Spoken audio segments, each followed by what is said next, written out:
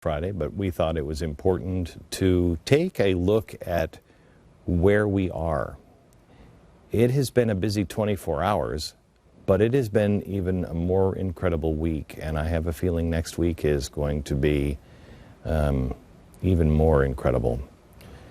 Watch the other hand. There's some pieces here that we are watching at The Blaze that we will discuss on Monday that are very, very important. Again, I go back to those pictures. I don't recognize my country. Even when you remember the sniper that we had in Washington, D.C., what was his name? Started with an M, and he was a Washington, D.C. sniper, and he was a crazy Muslim terrorist, and the media didn't want to say he was a Muslim even then. And he had that kid with him, and they were in the back of the truck, or back of their trunk of their car, and he was shooting Washington, D.C. We didn't shut Washington, D.C. down. Now for a whole day, what are the people in Boston even thinking? Here they are all day long in their house, not allowed to leave. What are you telling your children in Boston? Boy, I tell you, you should get Jay Severin on. He just did his radio show on the Blaze radio network, and I'd love to talk to some people who are in Boston today. What does it feel like to be there? I've never seen that, and I don't ever want to see it again. It bothers me. How much do you trust your government? How much do you trust the media? Boy, we need more trust than ever before, and I think our country has changed this week, and we better recognize it and make the decision clearly of where we go from here, because they're going to ask for more power to be able to stop things like this in the future, and they mustn't get it.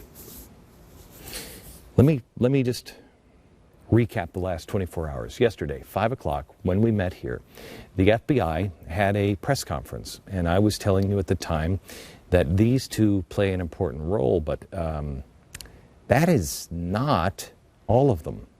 But let's just focus on these two primary suspects.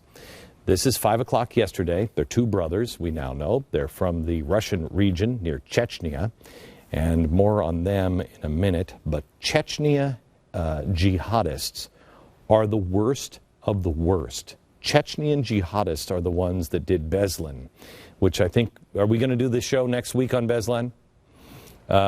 Next week we're going to do a show on the killing of 200 children just slaughtered.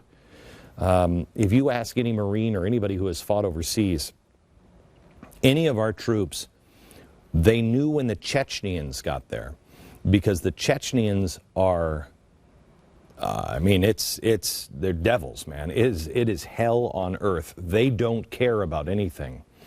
And that's now who we have in our streets. And I have a feeling it's going to get worse. Why? Well, let me get a little farther down the list here of what's happened in the last 24 hours. After the pictures were released, tips started pouring in. And it was at 10:20 last night that surveillance showed them at a Shell gas station near MIT. A few minutes later, they came across an MIT University police officer. This guy, look at him, he's a kid. He's 26 years old, or was. He was in his cruiser, he was monitoring the traffic. They came up to his vehicle. The officer didn't even have time to reach for his gun. His gun was still in the holster. And these two killers shot him dead. From there, they hijacked a man driving a Mercedes SUV. They took his cash card, tried to withdraw money from at least 3 different ATMs. They, for some reason, didn't kill the driver. I don't know why, but he left unharmed. Shortly after, police began to chase these guys. Now, as they're driving down the streets, the two killers start tossing out explosives out the window. It's 1 o'clock in the morning. You're fast asleep. Police in Watertown, just outside of Boston, get into a fierce shootout with the suspects. This is about the time that my staff thinks, okay, maybe we're going to be able to go home because it's a police shootout. I mean, how many times have we seen people in police shootouts and they have the helicopters and everything else? They don't get away. Gunfire, explosions, maybe grenades, we're not sure yet. All caught on camera because people are taping it. There's cameras in this country everywhere. Now, according to witnesses, and I want to quote, they also had what looked like a pressure cooker bomb. So here's another one. I saw them light this bomb, and then they threw it towards the officers. The witness said that the firefight ended when Tamerlan ran towards the officers, and they just filled him full of holes. I mean, it's the end scene of Bonnie and Clyde. And he falls to the ground. Well, when they finally get to him, they notice that he has an IED strapped to his chest. Now, this according to the law enforcement officials there. So that left one suspect dead. And the other one right there, right? No. Somehow or another, the 19-year-old brother manages to escape. An eyewitness claims that the suspect drove the SUV through a line of police officers at the end of the street. Now, how does that happen? This guy, and I mean this, there's no sarcasm in it, this guy is the luckiest guy I've ever seen. Don't go to conspiracy theories or anything else. This is the luckiest guy, or perhaps the best well-trained teenager you've ever seen. Now, we don't know at this point how he evaded capture, but since the shootout, authorities have asked all the residents to stay inside and not open a door unless it's a uniformed officer. So since, 1 o'clock, 2 o'clock in the morning, they have been going and searching houses door to door. The manhunt continues now.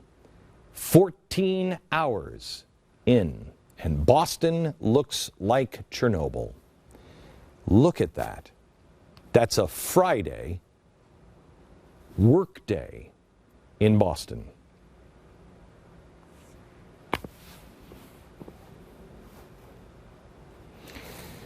Okay, so now what have we learned about the suspects since this morning?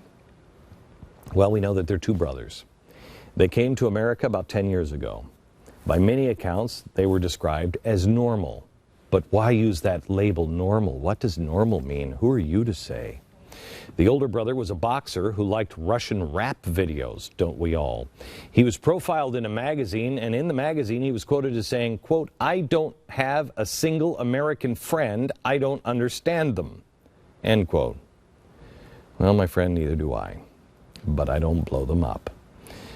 The other brother is an all-star high school wrestler who listed Islam as his worldview on Russians' version of Facebook. He is bright, and he was awarded a $2,500 scholarship from the city of Cambridge. He may also be a current student at the University of Massachusetts, Dartmouth. So, these guys come from Chechnya, and they're not citizens. Oh, wait, no. This brother became a citizen of the United States. In fact, he became a citizen on September 11th, 2012. They dressed like other students. They didn't have accents. They never talked politics, according to former classmates. But at some point, something changed. Now, this is why, for any sane person, skin color is the most ridiculous. When John King said this week, "Oh, well, it's a dark-skinned person." What do you mean it's a dark-skinned person? What does that mean? Describing them as a dark-skinned person does nothing. Nothing. Dark-skinned person. Here's what makes a difference. Followers of Islam in the worst sort of way. Pieces are still coming together. But they seem like they weren't really religious, but then all of a sudden they are. This is, again, sketchy at this point. There's one possible big piece to this puzzle: travel records. Travel records show that the older brother, the one that's now dead, Zarnav, left New York City January 12th, 2012, and he went to Russia, Chechnya. He stayed overseas. Now remember, Chechnya is the worst of Muslim extremism. You'd rather be in Saudi Arabia or Egypt than Chechnya. He goes over there in January, and he doesn't come back until July 17th last summer. Travel documents show that when he comes back, he's now bearded. What does that mean? Well, usually that's the sign of a Muslim extremist, and then they cut it again and make themselves fit in. Well, though, maybe he just didn't shave. Well, yes, except a month later, somehow or another, our Department of Homeland Security was so busy looking into the 9/12 Project and the Tea Party that they missed this, a YouTube account created in his name where he posts several Al-Qaeda-like videos. Really? So were they radicals and kind of a sleeper cell? Or when they went home, were they radicalized? Or were they radicalized on their own? Now, family members are giving very mixed reactions. I warn you, these ones are a little spooky.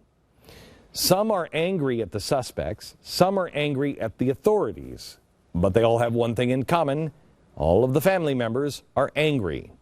Now, here's one uncle. He appears genuinely upset and urged the 19-year-old to turn himself in and ask for forgiveness. Watch. I say, Jahar, if you're alive, turn yourself in and ask for forgiveness from the victims, from the injured, and from those who left. Ask forgiveness from these people. We're not requiring forgiveness in this family. He put a shame on the our family, Tsarnaev's family. He put a shame on the entire Chechen ethnicity. Because everyone now they play with word Chechen. So they put that shame on the entire ethnicity. Okay, well, now let's meet the aunt. She says the whole thing is a cover-up and that there's absolutely no evidence. Watch. I said, did you see with your own eyes Tamerlan? I did already that it is a Tamerlan, that it was standing there with explosives. You know, I cannot take this kind of information lightly. What century are we living in? We need evidence. Otherwise, you can go and shoot, anybody like a chicken on the street and say that, he did this or he did that.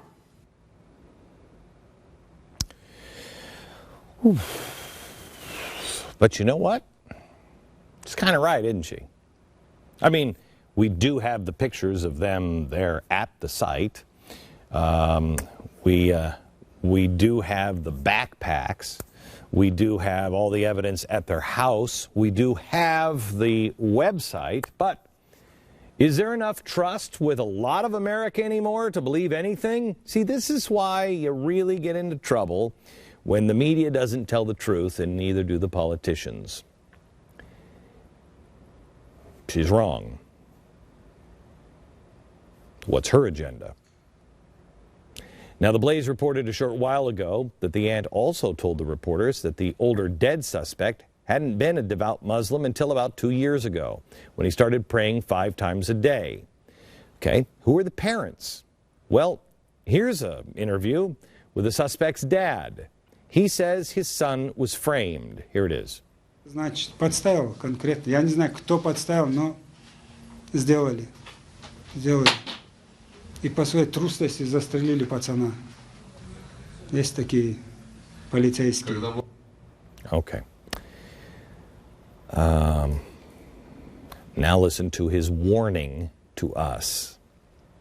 He said, quote, "If they kill my second child, I will know that it is an inside job, a hit job. The police are to blame. Someone, some organization is out to get them." The Chechnyan president blames the U.S.